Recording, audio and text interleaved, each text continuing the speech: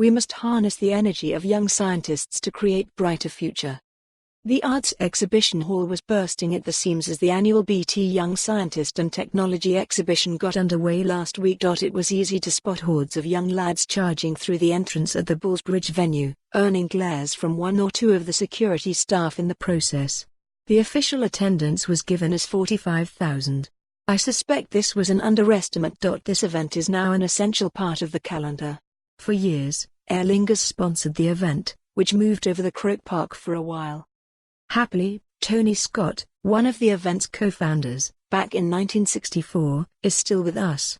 He was a recent graduate when he came up with the idea, along with his teacher at Terenure College, the Reverend Tom Burke. Mr. Scott went on to become head of the UCD Physics Department before his role as Dean of the UCD Faculty of Science.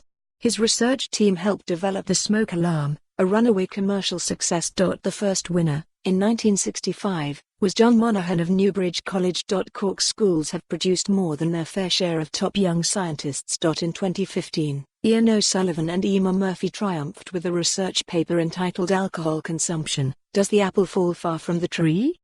Over 1,650 projects were submitted for this year's event by around 3,800 students, and more than 550 projects were selected.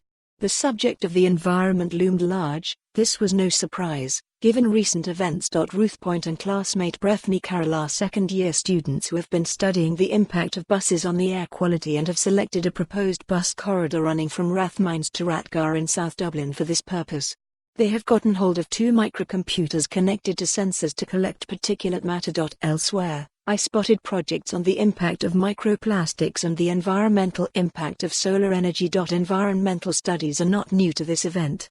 The winner in 1977 studied scientific conservation in an estuary in North Dublin, while the top young scientist of 1978 studied the effects of pollution on the ecological balance in the Shannon near Limerick.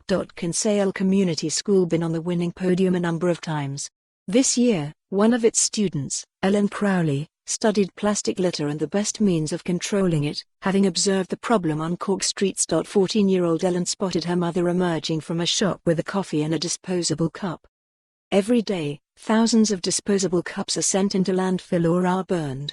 She sought to examine the effectiveness of subsidies in encouraging the reuse of cups by interviewing around 800 people for her project over a 3-month period. One finding that surprised her was that 30% of interviewees would not be influenced by education and promotion to recycle.